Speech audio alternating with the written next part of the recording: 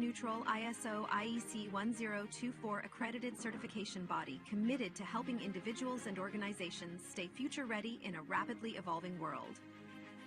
GSDC is accredited by the Accreditation Board for International Certification Bodies, ABICB. For 10 years, we've certified more than 100,000 professionals across Europe, North America, Asia, and Africa, with our offices in Switzerland, the United States, and Singapore.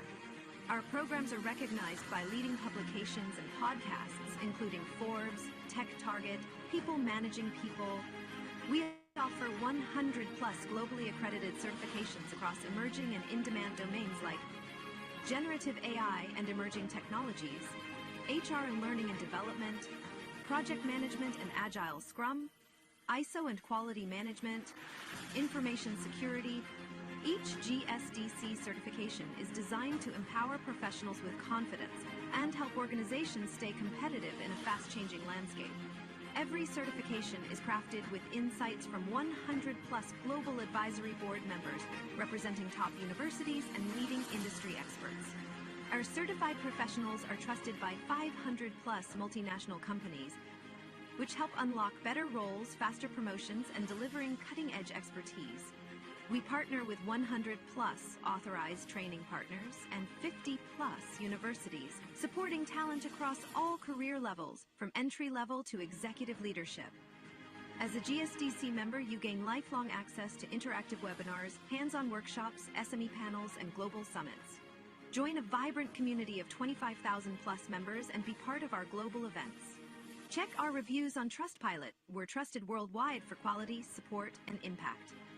Whether you're aiming higher or building tomorrow's talent, GSDC is your partner in purposeful growth and impactful leadership.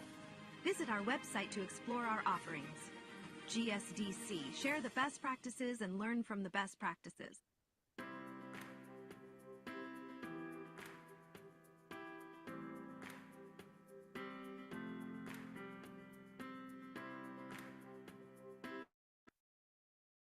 Welcome, Council, your gateway to digital transformation. We are an independent, vendor-neutral ISO IEC 1024 accredited certification body committed to helping individuals and organizations stay future-ready in a rapidly evolving world. GSDC is accredited by the Accreditation Board for International Certification Bodies, ABICB. For 10 years, we've certified more than 100,000 professionals across Europe, North America, Asia, and Africa, with our offices in Switzerland, the United States, and Singapore. Our programs are recognized by leading publications and podcasts, including Forbes, Tech Target, People Managing People. We offer 100-plus globally accredited certifications across emerging and in-demand domains like generative AI and emerging technologies, HR and learning and development, project management and agile Scrum, ISO and quality management, information security. Each GSDC certification is designed to empower professionals with confidence and help organizations stay competitive in a fast-changing landscape. Every certification is crafted with insights from 100-plus global advisory board members representing top universities and leading industry experts. Our certified professionals are trusted by 500-plus multinational companies, which help unlock better roles, faster promotions, and delivering cutting-edge expertise. We partner with 100-plus authorized training partners and 50-plus universities, supporting talent across all career levels, from entry-level to executive leadership. As a GSDC member, you gain lifelong access to interactive webinars, hands-on workshops, SME panels, and global summits. Join a vibrant community of 25,000-plus members and be part of our global events. Check our reviews on Trustpilot. We're trusted worldwide for quality, support, and impact. Whether you're aiming higher or building tomorrow's talent, GSDC is your partner in purposeful growth and impactful leadership.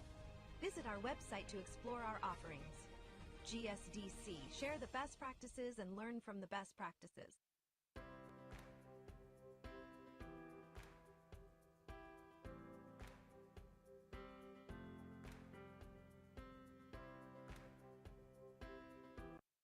Welcome to the Global Skill Development Council, your gateway to digital transformation. We are an independent, vendor-neutral ISO IEC 1024 accredited certification body committed to helping individuals and organizations stay future-ready in a rapidly evolving world.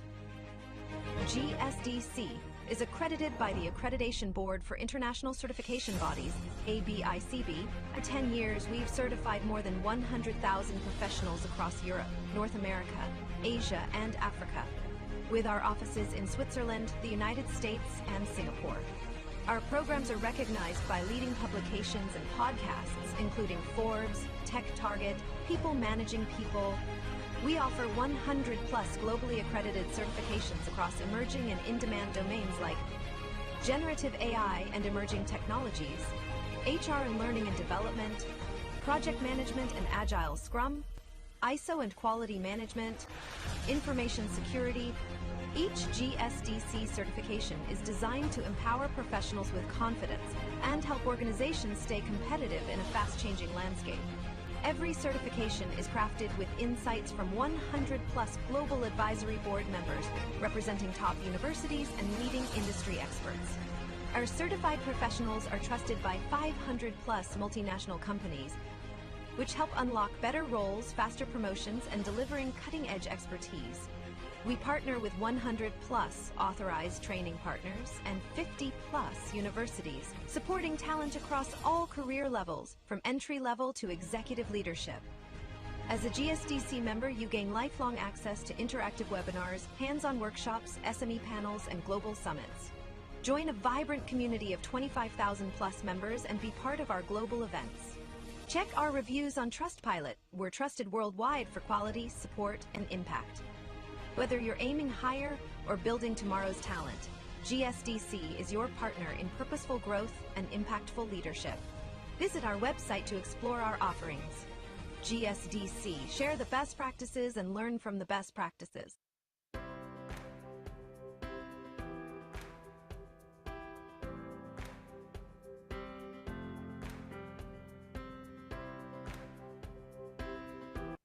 Welcome to the Global Skill Development.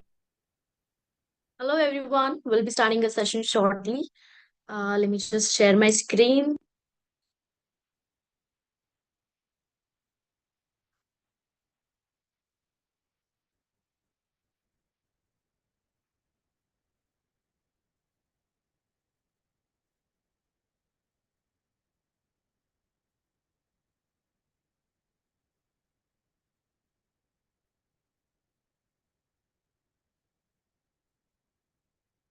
Give me a minute, please.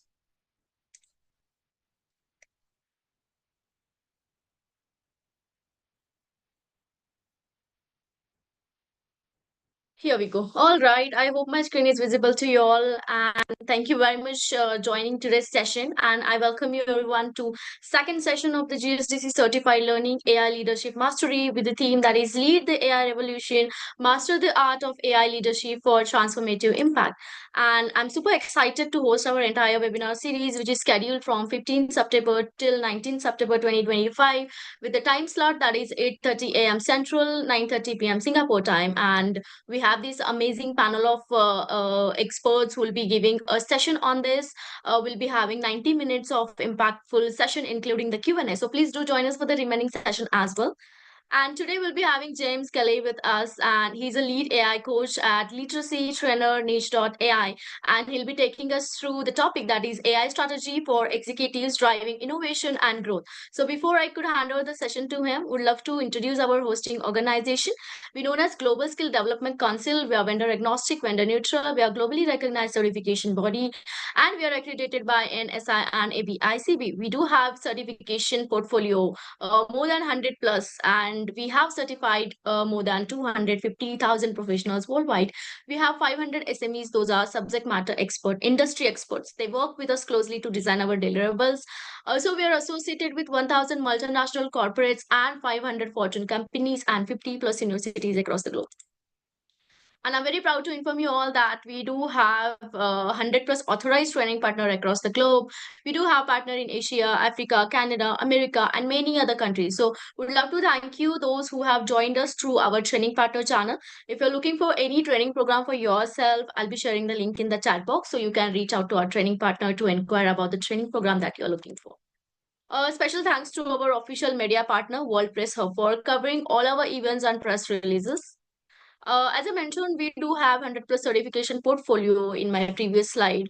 We do have certification on generative AI professionals, agentic AI, learning and development professionals, generative AI in cybersecurity, risk and management, PMO, and project management. Also, ISO related certifications. So, if you're looking for any of the certification in order to upskill yourself, you can definitely reach out to a learning advisor for more information. Also, you can explore our website that is www.justecouncil.org to get more details and offerings that we do have for all of you. What all benefits you'll be getting with the certifications? So you'll be a GSDC's lifelong member, you'll be getting certificate upgrade, and you'll be having free access to all our events, workshop, boot camps, and you'll be getting access for our exclusive learning programs that we do have. And with that, you'll be getting implementation resources, speaker invites, and newsletter. Isn't it great? So do grab this opportunity and do sign up yourself for this certification program. And I'll be sharing the link in the chat box so you will be having access to it. So let me tell you all more about James. So James is a lead AI literacy coach at trainer at niche.ai, where he helps organizations harness AI to accelerate business outcomes. He's the author of the Crucible's Gift 5 Lessons from Authentic Leaders Who Thrive in Adversity, a TEDx speaker and two-time founder. James holds a PhD in consumer psychology and previously served as a tenured professor of marketing, blending deep academic expertise with hands on entrepreneur experience. He is also a seasoned host known for leading engaging discussion that bridge the gap between AI, leadership, and organizational transformation. So it's great to have you, James, today for the session. Thank you very much. You can have the virtual mic now. Thank you. Thank you so much. Let me quickly change and over to my slides.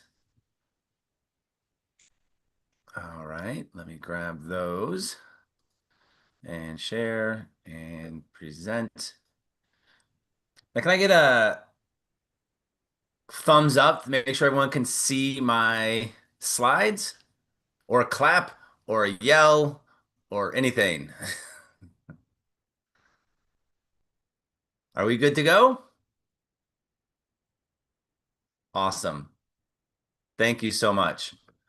Okay. Well, hey, hello, everybody. Hello, GSDC community. Thank you for having me. I'm so excited to be here. We're going to go on a little bit of a journey today, and we're going to talk about a number of different topics as the day goes on. And so I think that we got a swappy, huh? Okay, sorry. My bad. Let's swap some. There we go. Think we've solved that problem. I think we're ready to go here. All right. Thank you so much for giving me the heads up on that. So again, thank you so much everyone for having me here today. We're going to talk about AI strategy for executives, driving innovation and growth.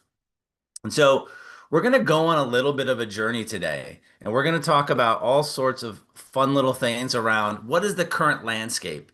Where's the literacy gap? Right? This is really the innovation that I think we need to talk more about. What are the growth levers that you can use inside your organization? And what is that AI ready future? I might have a little bit of a contrarian point of view compared to other people. But just to give a point of reference in terms of who I am, again, I'm James Kelly. I'm so excited to be here. As was indicated, I am the lead AI trainer at Niche AI. Niche AI is a global AI literacy training organization. We train from everywhere from India to the US to Europe, so we're pretty well around the world. I'm a former tenured associate marketing professor where I taught in Australia, in the US, and in the Middle East. I'm a two-time founder of an HR tech company and a storytelling company, TEDx speaker, and again, I'm the author of The Crucible's Gift. It's a leadership book based on 150 conversations with executives from entrepreneurs to C-suite in Fortune 500 companies. And so I think education and I think learning and I think literacy is really important when we talk about the moment that we're in today. But I wanted to start off with a quote. 90% of companies want to do Gen AI, but only 10% of them are successful. And really, the reason they fail is because they haven't built a mechanism of actually transforming the workforce to adopt new technology and new capabilities. And this really screams to why I am here today. Why AI literacy is the strategy, it is the innovation. And we'll walk through how to do this, the gaps in the market, where it falls flat, and where it really goes well with organizations. But what we often see at the organizational level is that leadership wants to do AI and they run in like a bull in a china shop. But unfortunately, there is no actual implementation process that they put into place. And it falls short. And the promise of AI never really gets the results they're hoping to have. But let's start with some success. So here are some case studies of organizations from Stockholm to Sao Paulo to Mumbai, where literacy was the universal accelerator of these companies. If we look at Moderna, they worked with OpenAI exclusively to run a number of sessions inside the organization.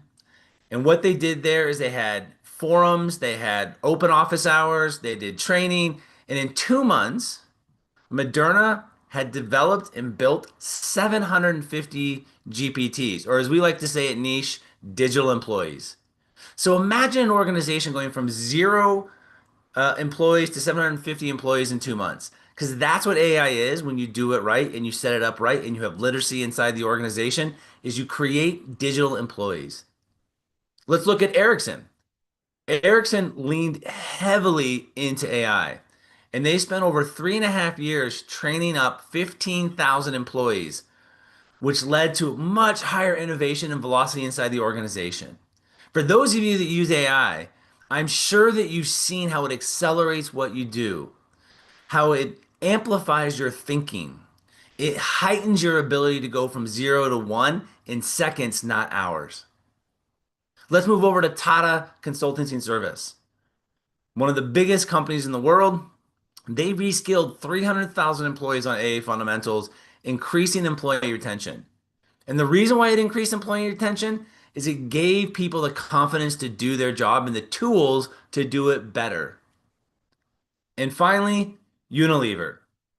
This massive global company created a chatbot in 36 languages, or across 36 countries, sorry. And 80% of those employees found it helpful. And the reason is they used AI to meet their employees where they were at on their journey. And these are all examples of organizations used AI literacy and training to help grow and innovate, but more importantly, strategize how to utilize a tool for the good of the organization. And this is a really important distinction of those that use AI and use literacy as the linchpin for growth or innovation. So we're going to break this down into 4 parts today. And we're going to start here in the landscape. What's the promise of AI? There is a ton of promise about AI. And one of the biggest ones by McKinsey and the research they've done is by 2030, that AI is going to contribute $15.7 trillion to the global GDP. And here is going to be my first and probably my most important contrarian point of view, is that everywhere you look today, every AI expert that says that there are only going to be between 5 and 10 jobs left in the world in the next 5 to 10 years. But how is that possible? And still, AI is going to generate $15 trillion to the GDP without having employers to have disposable incomes to buy these products and services.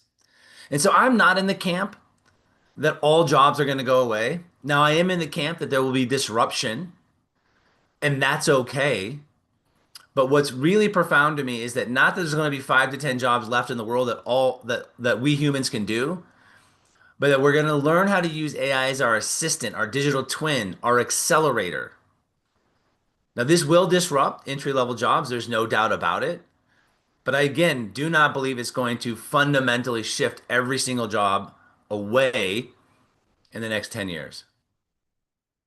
The other big thing about this landscape is that people are believing that AI is more profound and important and impactful than electricity or fire. And because we're really at just the innovation stage of generative AI, this is yet to be seen. And so this is going to be a really fundamentally interesting period in all of our lives. And then finally, this is a major priority for the executive team. 75% of executives rank AI as the top three priorities, but in that same 75%, they aren't sure how to implement it in a way that is impactful for the organization. They aren't sure which tools, resources, avenues are going to yield the best revenue results, going to return value back to the shareholders or to their employees. But the landscape is of promise. There is a tectonic shift happening in real time. And those that take AI and use it as their growth lever versus those that put it down will thrive in the next 5 to 10 years.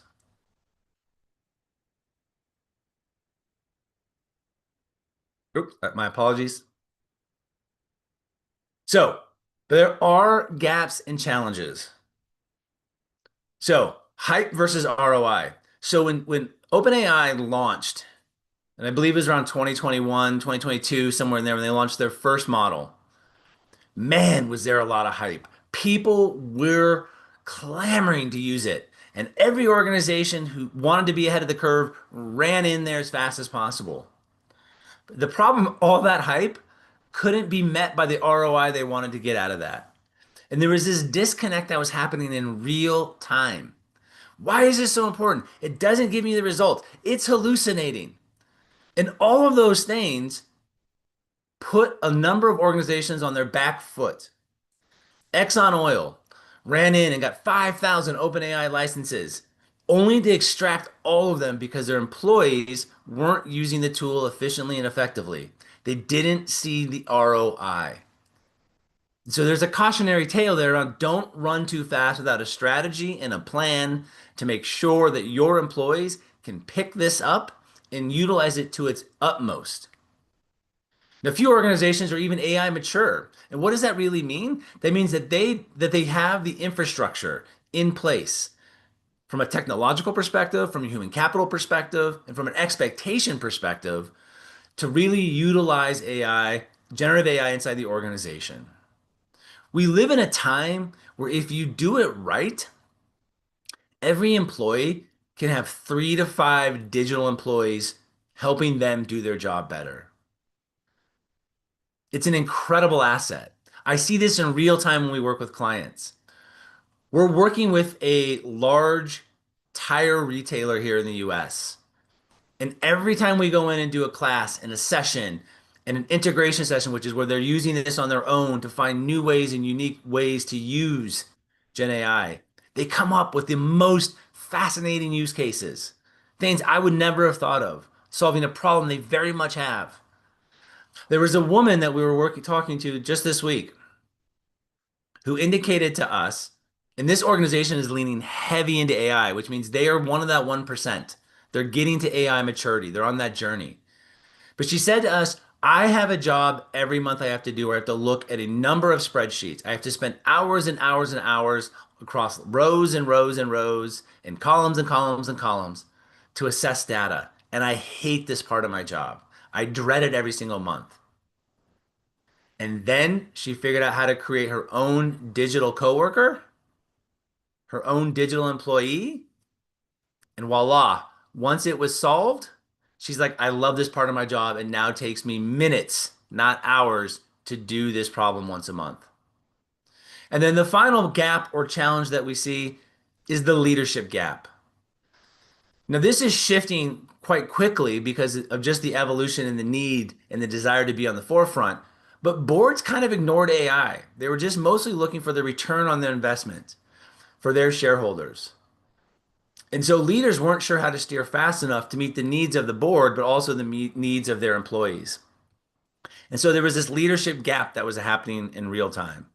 Now, this is becoming more and more prevalent in terms of solving for this problem, leaders being more aware, leaders seeking more ways to solve it, creating more literacy opportunities, that the technical challenges they once saw are no longer there, and it's more about application and implementation. So, from an executive perspective, what can you do at the strategic level to start with, right? When we're talking about this idea of AI literacy, so the first thing you got to think about from an AI strategic is how do we become AI literate? You as a leader must develop your own AI literacy. Too often in too many organizations, the executive team puts an initiative in play and then tells their team members beneath them, the middle management, to implement it. They're never learning how to use the tool, why it benefits their team, how to accelerate innovation and growth. And so then the questions start to happen. Well, why isn't it going fast enough? Why isn't it not working? And all of this disconnect happens because the AI team or the leadership team did not become fluent in that technology. Leaders must embrace, they must create their own digital twin so they can fully embrace and understand the efficacies of AI. Now, I think there will be a fundamental shift, at least from the board to the executive team, around tying AI initiatives directly to business outcome and shareholder value. This is coming. This is happening in real time. You see, we need to measure the efficacy of AI. What level of productivity am I actually getting? Right? How many employee or headcount am I minimizing, stabilizing, or even in some cases reducing? Are there redundancies? And then we have to model the adoption as an executive.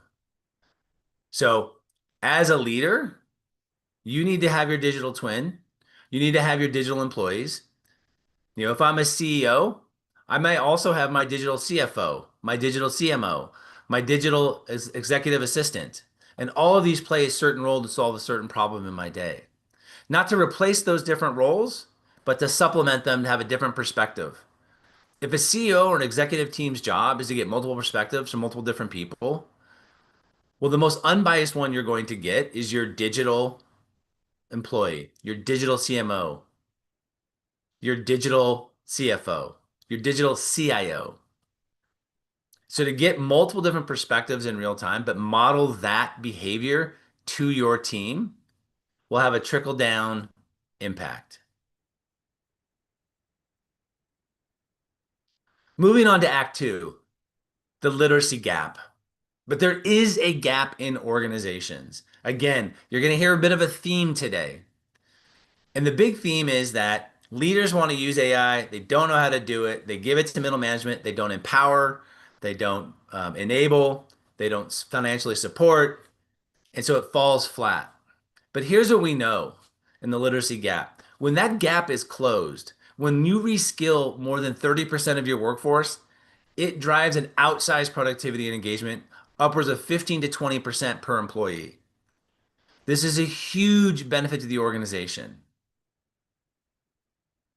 We also know that 78% of executives fear AI is advancing faster than training. So this is the opportunity to embed an AI literacy program to close that gap as fast as possible. AI is moving at warp speed. There's a new model every 3 to 6 months. If it's an OpenAI or Gemini or Claude, it doesn't really matter, but it's going at a rapid pace. And the faster it goes, those that embrace it from a AI literate perspective, from an understanding and depth perspective, allows them to do more with less. But it's closing that gap. In a second, we're going to talk about some sort of theoretical strategy that I have or idea that I have that helps kind of facilitate this throughout the organization. But with this literacy gap opportunity for retraining the masses, in an effective, efficient way, closing that gap between where leadership is and where training is going in terms of AI advancing and closing that gap, we do have general challenges. And these are very real, they're very tangible. Many employees feel this anxiety every single day. And so you have those that are using it and those that don't. And those that don't are actually based in a fear approach.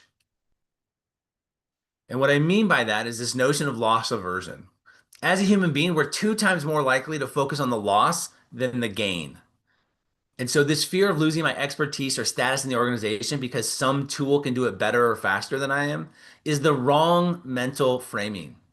You have to reframe this as that AI is not going to replace me, it's going to accelerate me.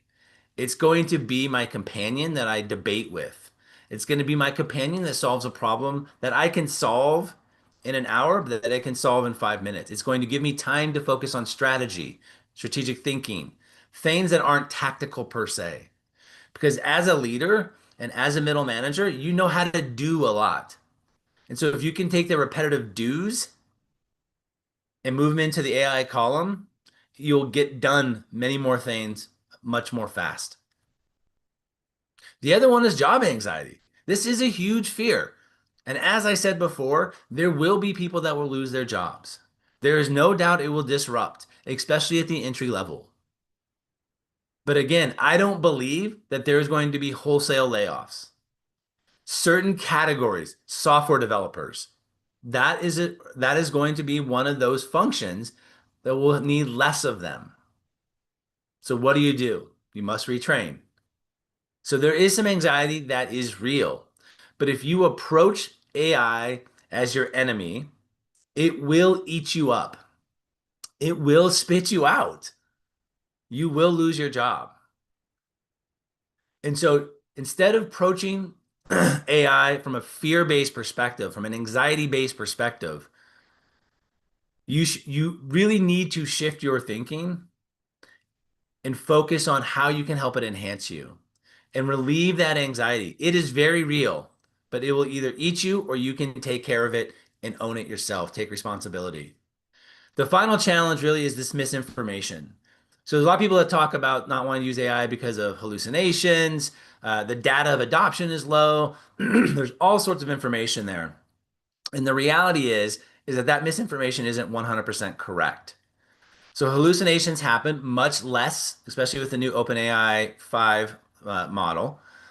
So hallucinations do happen. However, how you interact with your AI or your Gen AI, your assistant, matters. How you set it up, the prompts you use, the questions you use.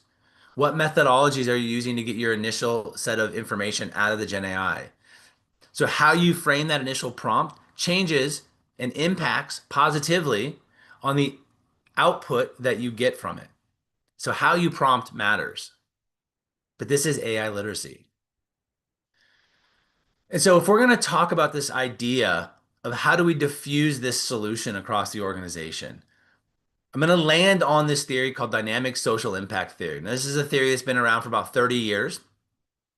And this comes out of the social psychology area.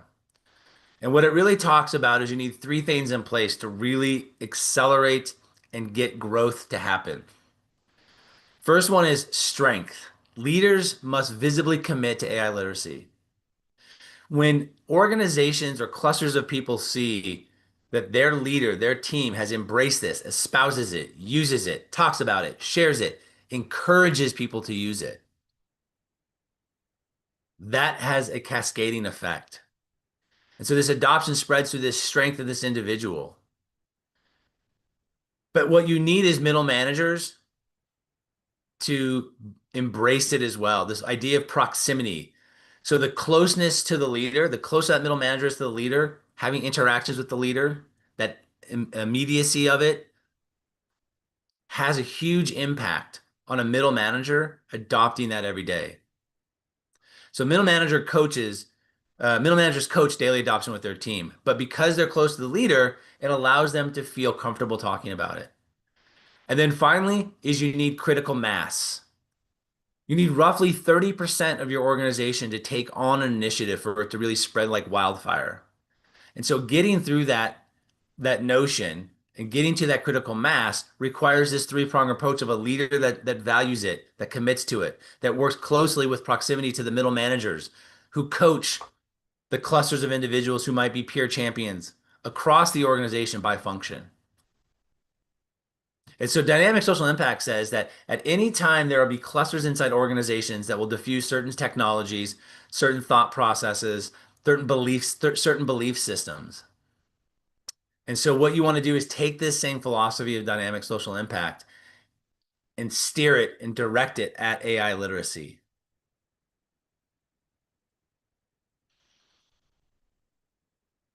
All right, so how do we bridge the gap? The leadership levers. So as I said earlier, this isn't about just training modules. That's not going to work. How many of us have been in training, have really, tuned out, clicked the button as fast as possible to get done with it? Whether it's compliance training, whether it is sexual harassment training, it doesn't matter. The engagement level is really low. This is really about giving their sponsors the funds, the support to amplify the use of this tool. You have to lean into it. And so the first thing you want to do is sponsor middle management first, right? They are the translators of strategy into the daily practice. And so you have to move from the top of here's what we're trying to do to the doers in the middle who embrace it, who love it. They become your advocates inside the organization. You need to seed champions across functions, not just in single silos, not just the IT department or the marketing department or the finance department, but you need to seed champions across the organization. And in doing so, you allow visible examples of success. You need to celebrate early wins. Make literacy part of the success narrative. Your organizations are moving towards having days or hours where they do prompting challenges, prompting hacks. An organization gives a big problem they're trying to solve. They believe AI can do it. And they give their employees the ability to sit down, be creative, and hack a prompt to get the outcome or the output that they're desiring. Why is this important? Traditionally, coding hacks or hack sessions, hackathons, are held in the IT department, in the technology department, in the software department. Not always, but typically. But it's moving away from the creativity in that siloed area, the software development area, and moving it across the organization. We've given individual team members the power to solve problems on their own, to enable them. There's this theory called self-determination theory, and it's really one of what we call a meta theory. And this meta theory really talks about internal intrinsic motivation. And it says when an employee has autonomy to do their job, the tools to master it, and the relationships to thrive, intrinsic motivation is triggered and they will run through walls for the organization. And so AI gives them the autonomy and the tools and mastery. But AI also isolates people as well. And so creating an ecosystem and an environment where people are collaborating, using AI is a powerful mechanism, and leaders can lead the way there. So Act 3, growth levers. Now, as I've said before, there's more and more research coming out around the productivity boost of using AI, the innovation that happens. Imagine being able to innovate in seconds, not hours. Imagine getting a result from a Gen AI output and immediately knowing how to reframe that question or prompt and go and sending it back to the AI to get you new information. This process of iterative process happens so much faster. I use AI daily for hours on end to solve problems and move faster, to build assistants and agents to allow me to innovate strategically faster. It also has been found to start increasing revenue, right? So 39% of companies say generative AI has already increased revenue by 1 to 5%. 12% report an increase of 6 to 10%, and 7% report more than a 10% increase. if we live in a world that says that return on shareholder value is our mission, then there is value in saying, how can we increase productivity output? And this is super important. Organizations have the ability to generate more revenue. Now, this is if you believe in a capitalist system at all costs, right? So what they're saying here is that individuals can do more with less. AI helps accelerate and in turn helps them drive more revenue. Now, this revenue could be cost savings, the revenue could be more sales. The study didn't actually speak to that point of it, just that it is additional sales or revenue. But again, there's challenges.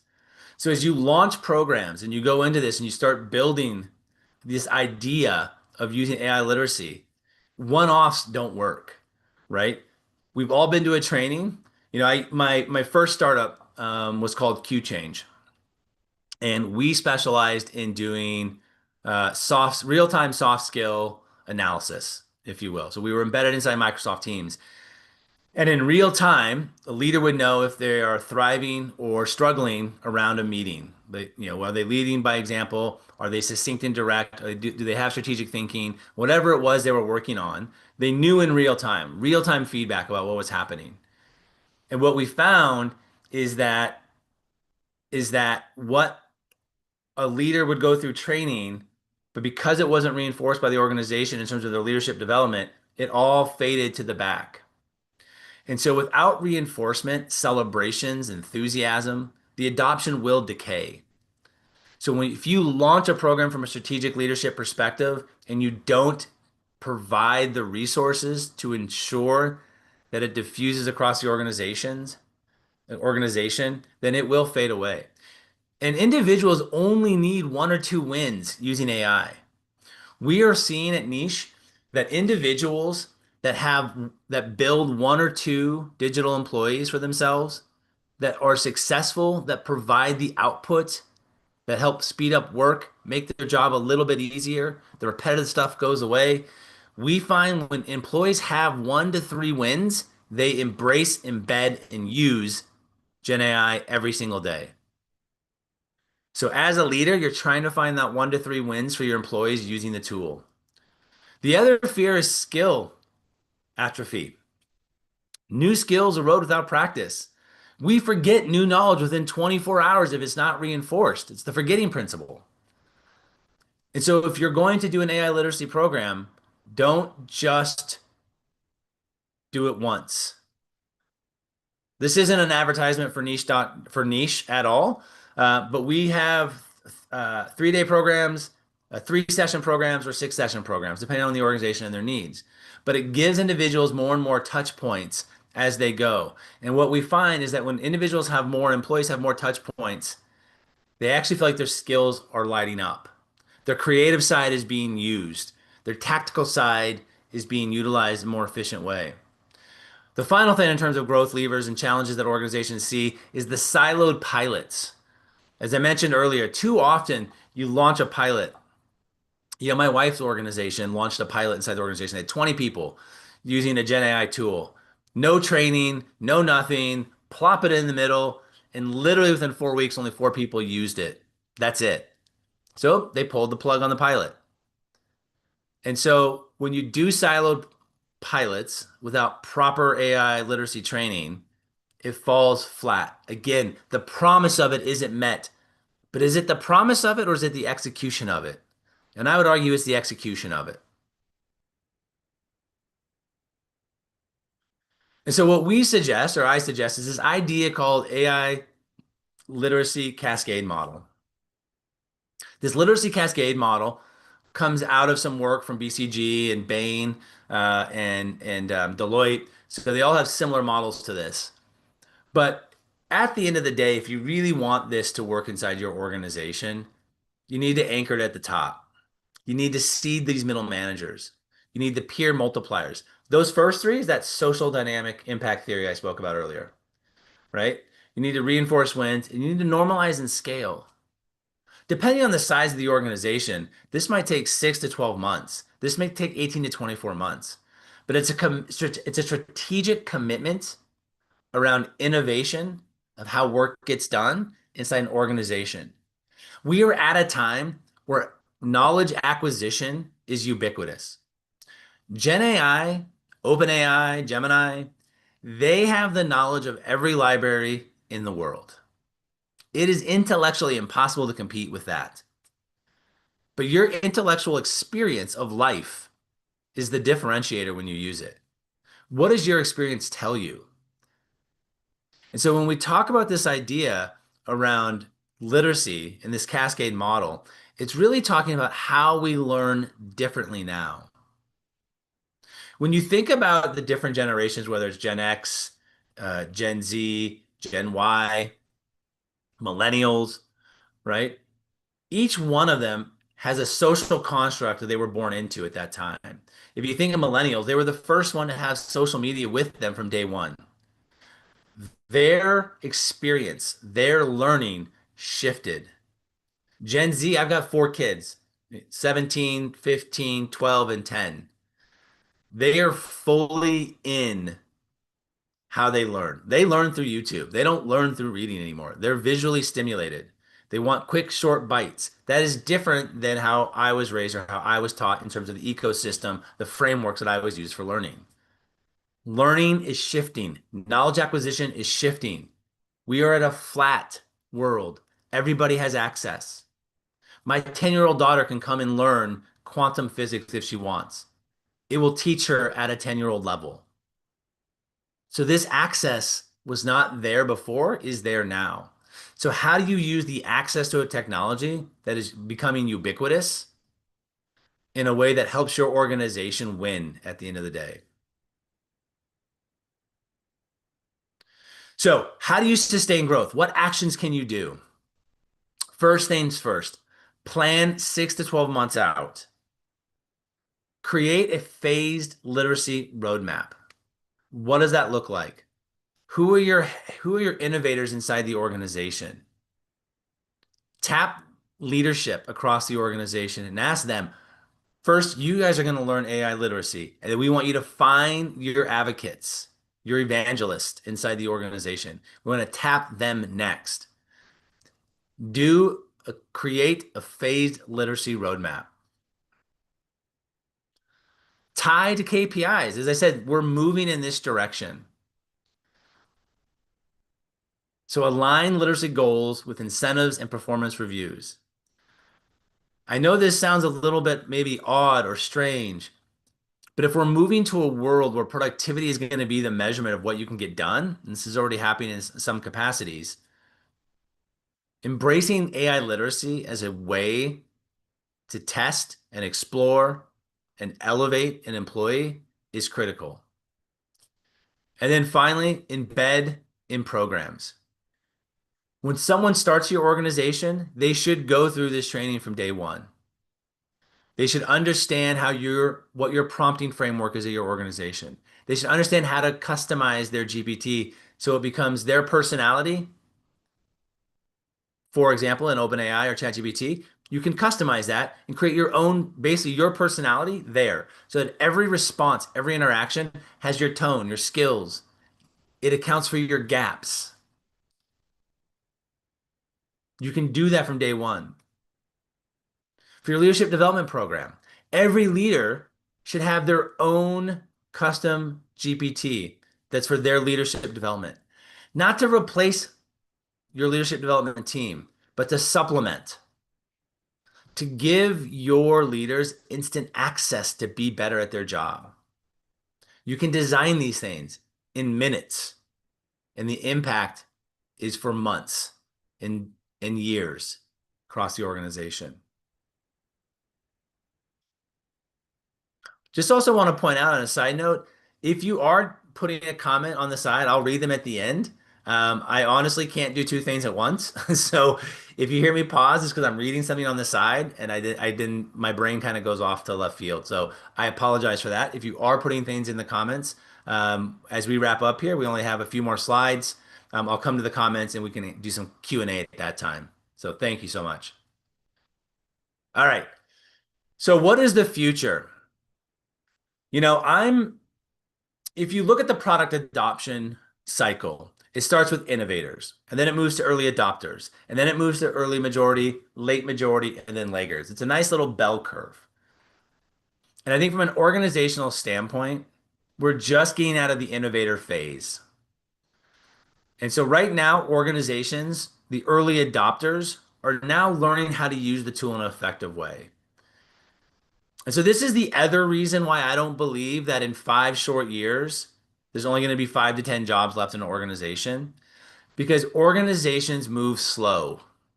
They adopt new technology slowly. They measure the impact. They decide the cost analysis on it. Nothing moves as fast as we think it's going to move. So these prognosticators who say in 5 years that this whole world has shifted, I disagree. It will shift. It will shift, but it's not going to happen in 5 years. Organizations cannot do mass adoptions at scale and have impact at the same time. It is impossible, right? To roll out these programs. If you're a company like Accenture that has roughly 200,000 people, 300,000 people, whatever it is impossible for you to roll out a massive AI literacy program to educate your whole entire workforce in less than 24 to 36 months. And then at the end of that, you then have to measure the success of that, what's working, what's not working. And so it's in my belief, we are just at the early adopters phase of organizations really embracing this. You know, there are organizations that use historically incredibly old software still that's DOS because they don't want to change. They're afraid of what they're going to lose. So there are always going to be organizations that are going to be late to the game. Those organizations I fear for. I fear for. If you are going to wait for 5 years to figure out what and how AI is going to impact your market, your category, you may be dead. You may be dead. And so in the future, organizations are going to be flatter, they're going to be faster, and they're going to be AI fluent. Teams are going to work in AI augmented pods, which means cross-functional teams are going to work together, marketing, finance, product, accounting, software. They're going to work together in pods to solve particular problems using AI, their set of digital teammates, to move faster, to iterate quicker. If you think about new product development, you know, there's a huge cycle process. If you can get everyone in a room to understand the costing, the go-to-market, the marketing visuals, the software development, the testing, and you can do that in a much quicker cycle in a more close-knit group, there's a huge amount of impact to that. In the future, there will be universal fluency, right? Like Excel, every role should understand Excel, Word documents, PowerPoint. All of these are really, really critical. AI literacy will be on that level. It has to be. There's no doubt about it. And so universal fluency will be mandated in organizations. And then finally, this might be a pill that's harder to swallow, but leaders need to be learners. As AI develops and moves and goes and goes and goes, executives have to embrace an AI learn it all mindset mentality. It's so critical. And so when we think about this future, not only is it going to be a flatter, faster, more fluent future, it's going to be chock full of individuals who have a growth mindset. In my book, I wrote called The Crucible's Gift, not a plug for it, I promise. I interviewed over 150 executives. And what I found is that executives that were at the very top of their game embraced a growth mindset. This is by Carol Dweck, if you're not familiar with growth mindset, versus a fixed mindset. And in the future, and even today, individuals who have a growth mindset are actually already embracing this quite wholeheartedly and thriving in their organization. We also need to move away from this world of fear of I'm going to lose my job. Now, I know I talked about this earlier, but there was a study that was recently done by Axios, and it asked something like 2,000, 3,000 individuals. I can't remember the actual details on it, so I apologize. But what they found is that 68% of individuals don't actually share with their boss that they use AI on a daily basis. And so that fear of my identity being attached to my intellect is going to hold people back. Your identity isn't what you know now. Your identity is how you use what you know. And there's a huge difference. So I'm going to pause here. I'm going to ask you three questions. This is a bit of a self-assessment. Now, if I was more aware of the interaction I could do, I would just do a poll to the audience there and I would ask you these three questions, but I can't. So here's what we're going to do instead. I want you to go over to the chat and to see if this works. Hopefully it does. We're going to take a minute here and we're going to take a reflect. I'm going to ask you each one of these questions, and then I want you to put a number in the chat. Okay? And I'm going to just do some round averaging here. We're going to see what we get out of this. So here's question one. Think to yourself, reflect, is our leadership team fluent enough to steer AI strategy? On a scale of 1 to 5, 5 being very fluent, 1 being not fluent at all. All right, so I'm going to give you 10 seconds.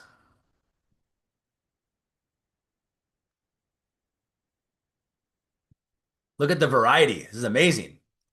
I want to meet those 4s and 5s. That's awesome. Look at this. So if I'm eyeballing this, I got a 0 in there. I'm not sure what 333 means. Maybe just very average. So if I'm looking at a bell curve right now, I'm going to guess that most of you are about a 2. You know what it is. You know it's there. You might use it for quick little things, but have you customized it? Have you created a digital employee? Have you created a team meeting inside ChatGPT to debate a problem? Yes. Yes, that is something you can do. I have in my ChatGPT created 5 personas of an exec team for leadership and development, or sorry, for learning and development. I presented a problem and I asked them with my digital twin inside it to debate the outcome, track the conversation, and come to a solution. It is phenomenal to watch it happen because I had an idea and a problem, but I didn't want to be stuck in my own head, my own bias. So I got myself a set of peers that can help me solve that problem. It's amazing. All right, question 2. Have we reskilled at least 30% of our workforce to understand and implement AI?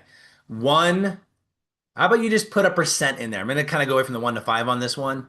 1, we've done nobody. 5, we've done 30%. How about that? So 1, we've not upskilled anybody, reskilled anybody, and 5, we have reskilled at least 30% of our workforce. That's phenomenal for those putting 5s. So going back to this idea of social dynamic impact theory, or just basically critical mass and clusters of individuals, if you can get 30% of any group to adopt anything, the diffusion rate goes up tenfold. And if you're trying to diffuse AI literacy across your organization, get clusters to do it. Get them to believe in it. Get them to espouse it. This is awesome. All right, last question. Do we have AI champion C across functions?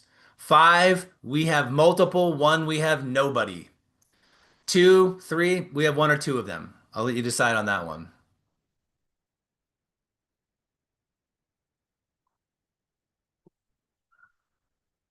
So what I'm seeing with quick results is that there's a lot of room for growth for a lot of organizations. But at the same time, there's some innovators in here. There's some early adopters of AI.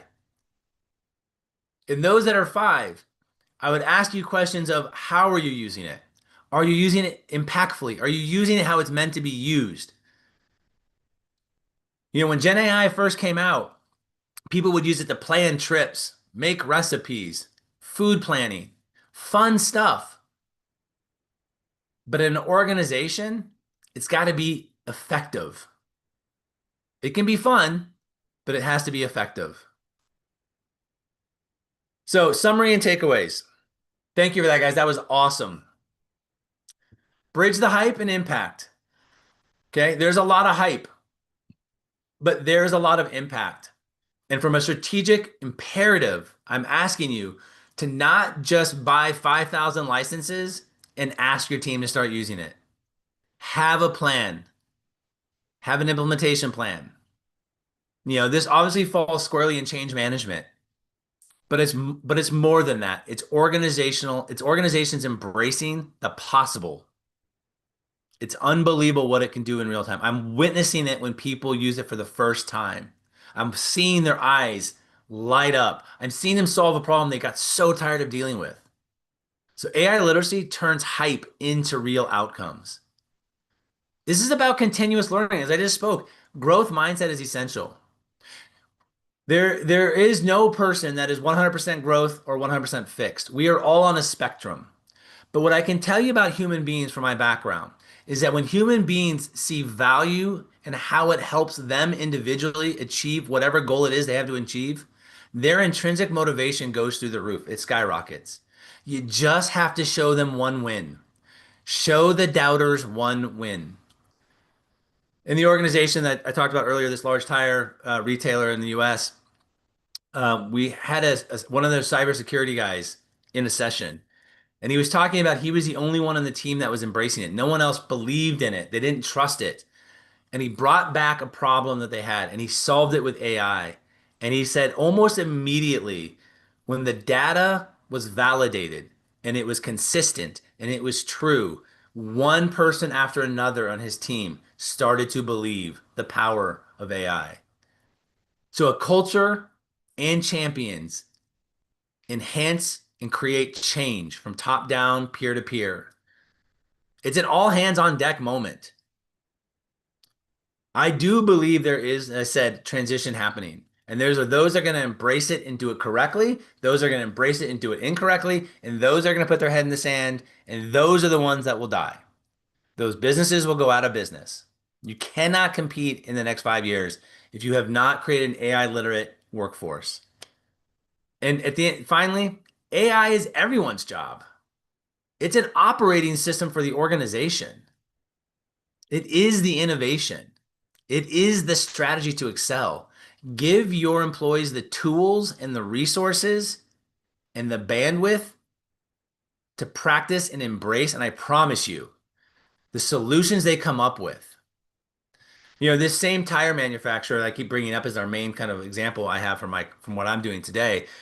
They use Google's Gemini. It's about 6 to 10 months behind OpenAI, but it's an effective tool nonetheless. And in OpenAI, you can actually share your chat. You can share your custom GPTs. In Gemini, you're not allowed to share.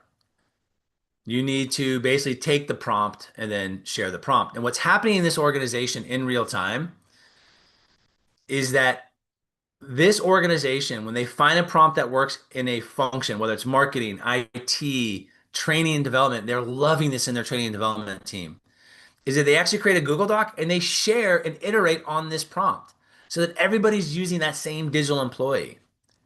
It's unbelievable when you see people share in the knowledge that they're acquiring using these tools. So finally, the future belongs to those who can read and rewrite the AI playbook. Thank you so much. I appreciate the time. If you want to connect, please scan the QR code. And if you have any questions, please reach out to me at james@niche.ai. Again, thank you so much. I appreciate the time and opportunity to be here today. Wonderful. Thank you very much, James, for amazing and interactive session. Thank you so much. So we'll quickly jump into Q&A. We'll see the questions that we have got. And dear participants, would love to request you, if you have any question, please feel free to drop it in a chat box so we can take it from there. So James, I'll be reading questions that we have got so far. So the question that we have got from Anirudh asking, how do you get your digital twin created? Any direction would be helpful in exploring for roles of CXOs. So there's there's part of the secret sauce of niche, I think, but I'll give you a little bit of a 10,000 foot view. Basically, how would you describe yourself, right? And so you want to do things like, what is the purpose of, think about it this way. If you were to post a job, right? How would you describe that job?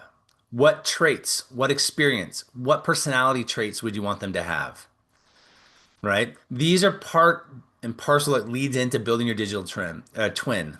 right? Who are you? What are your main personality traits? What is your skills? What is your experience in 2 to 3 sentences?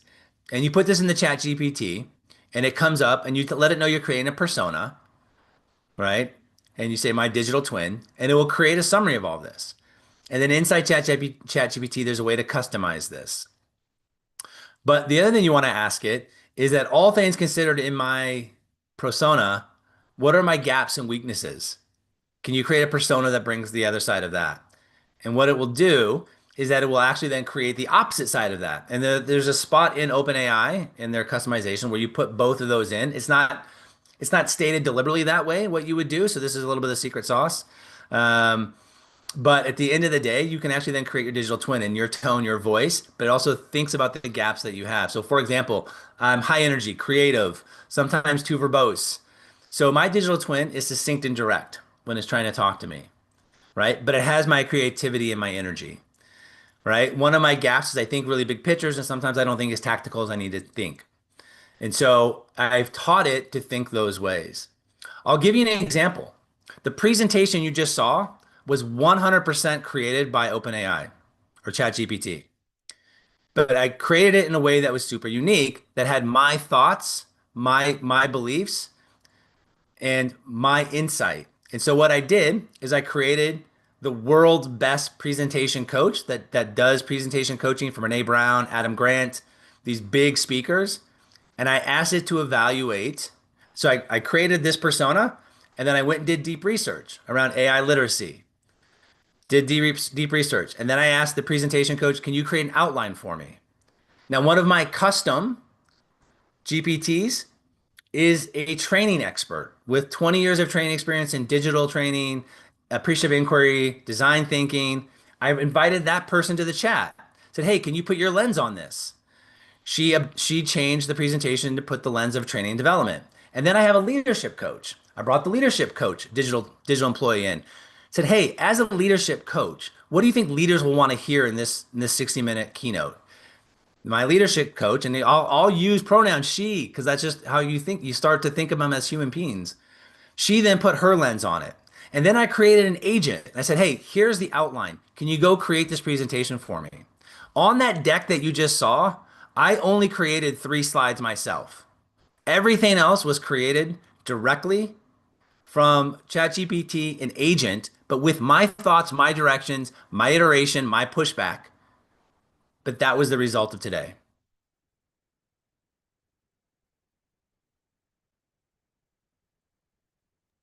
Wonderful. So Thank you very much, James. yeah, No I was worries. just, I'm here.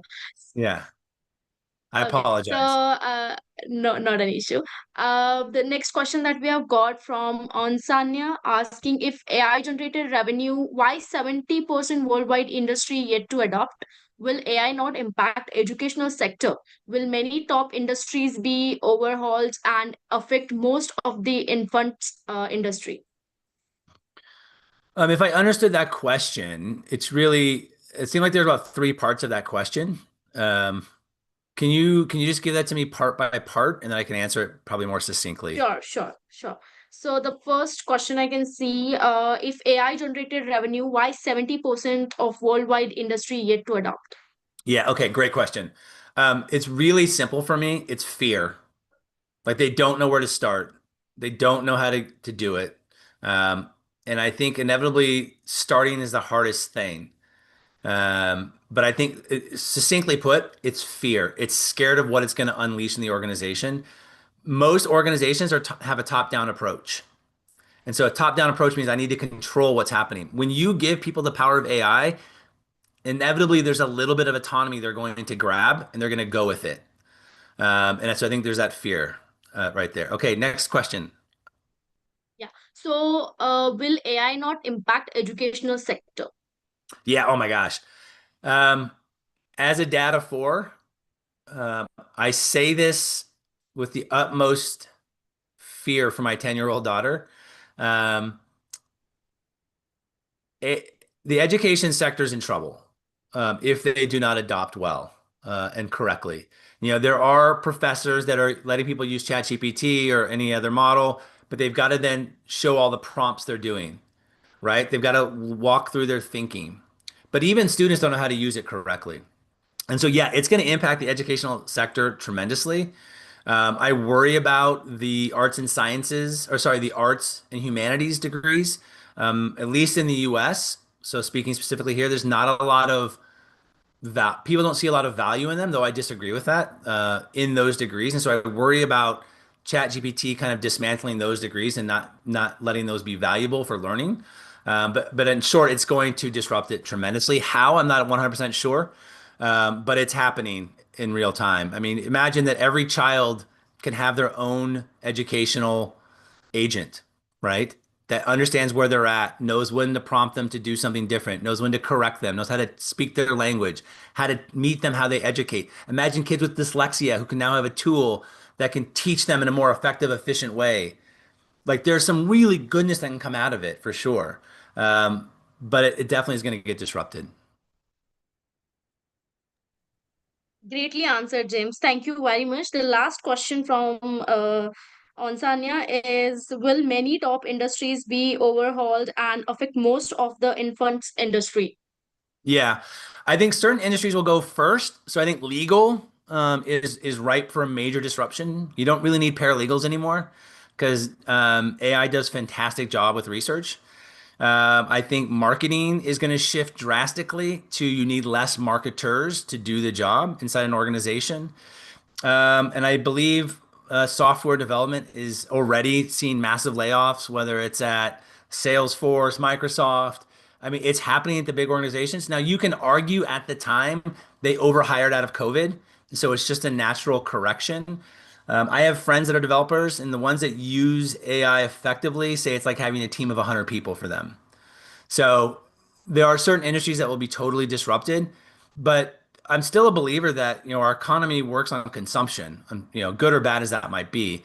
So you need people you need employees to build that consumption engine. So whatever that might look like, it will be different than it is today.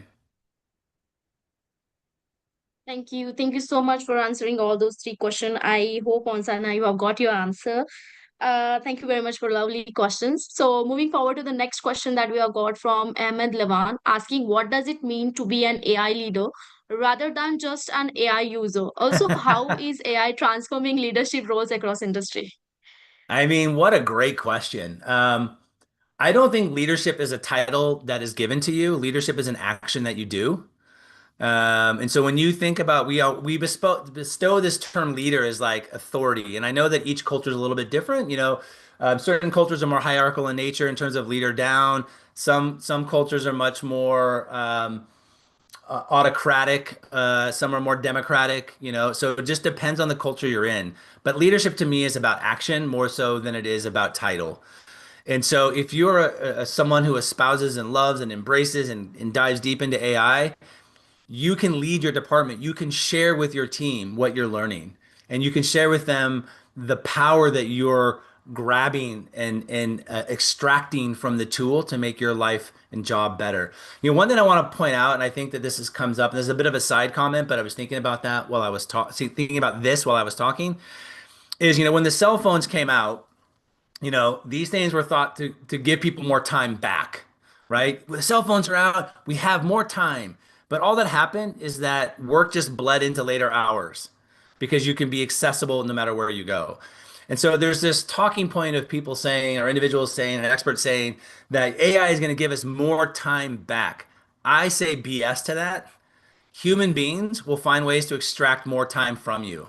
And so, and I don't believe in this, but this isn't the reality of the situation, is that organizations will say, okay, well, now that you have Gen AI and you can do 5x more, we're going to expect 5x more. Right. And so there may be a culture that arises where employees don't want to share that they're being more productive because they don't want more of their time being infringed upon. So this is going to be a really interesting tightrope that organizations are going to have to walk to maximize productivity because again, their mission is returning shareholder value, right? An employee's mission is to have work-life balance, hopefully, so there'll be a tension point there. Wonderful. Thank you very much, Jane. So the next question that we have got from Emmanuel asking what role can AI play in enhancing customer experience and driving revenue growth? Yeah, geez. I mean, customer experience is, I mean, AI is thriving in that category right now.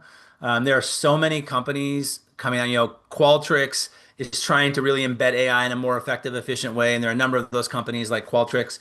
Um, there's I make no money off this company. So just to be clear, there's a company called HeyGen, HeyGen, and they allow you to create digital avatars of yourself. So um, I can give you an example. I the other day did a 2-minute video, and then it basically created me in digital form, and I uploaded scripts, and it says whatever I want it to say based on the scripts.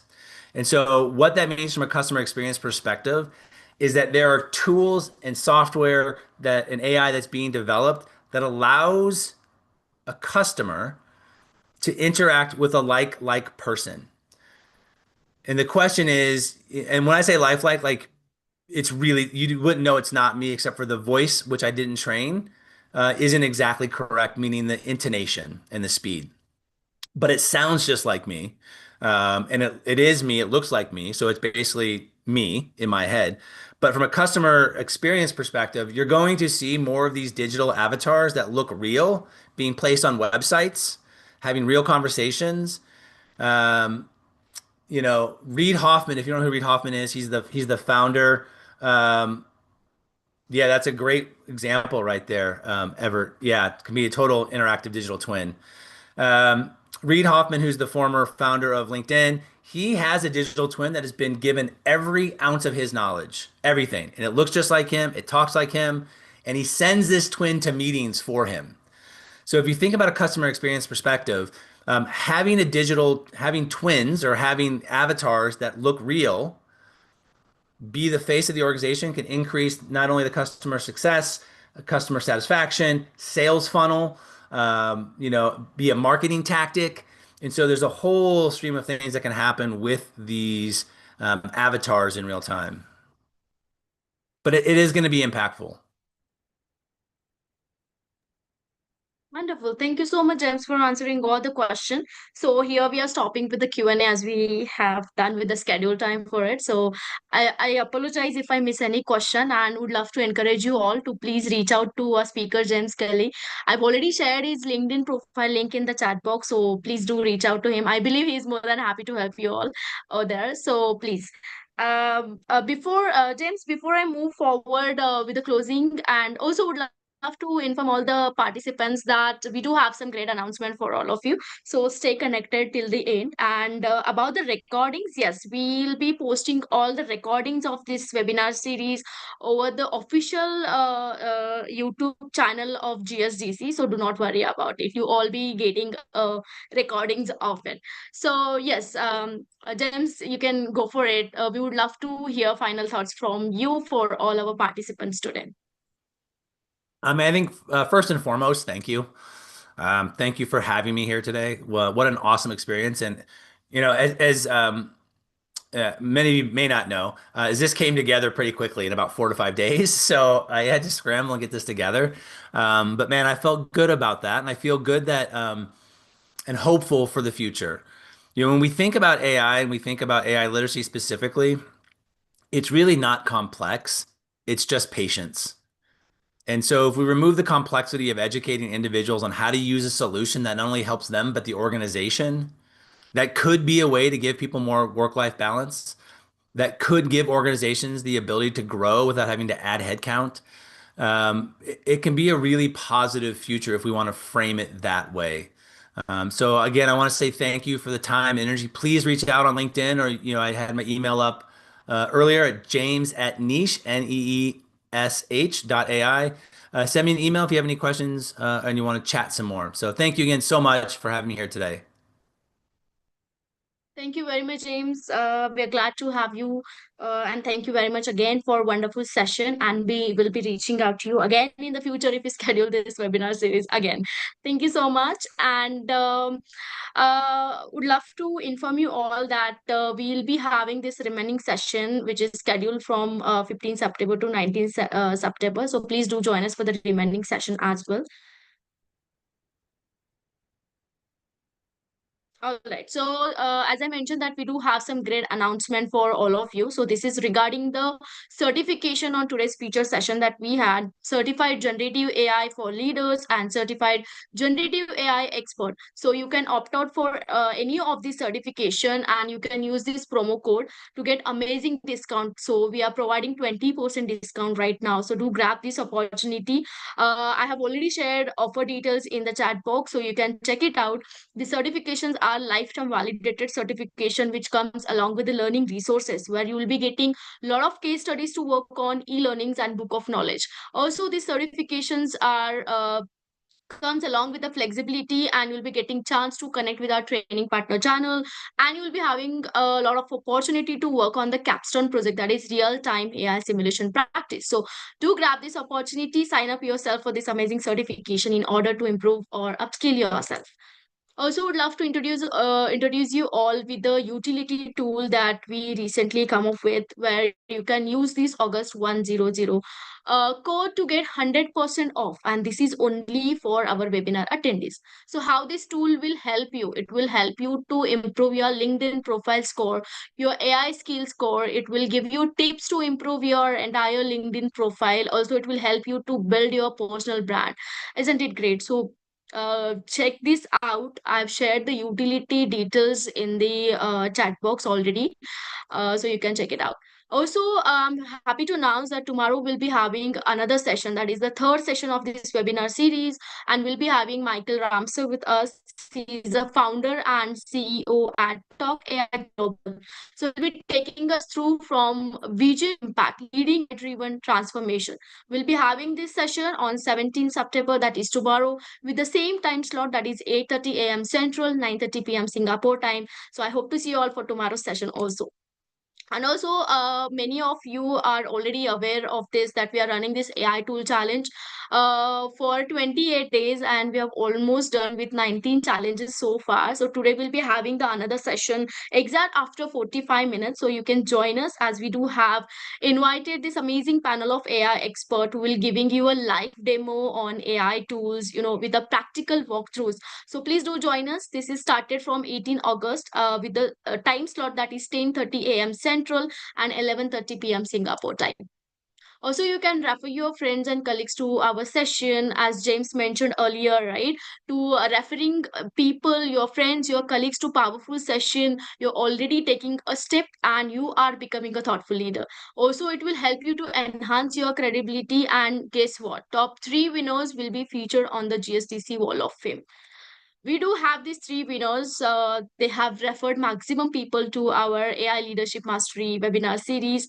And congratulations to you all. We'll be getting back to you for the rewards. And also, I would love to encourage all the participants that you can still refer people, because we'll be announcing all the winners at the end of this webinar series.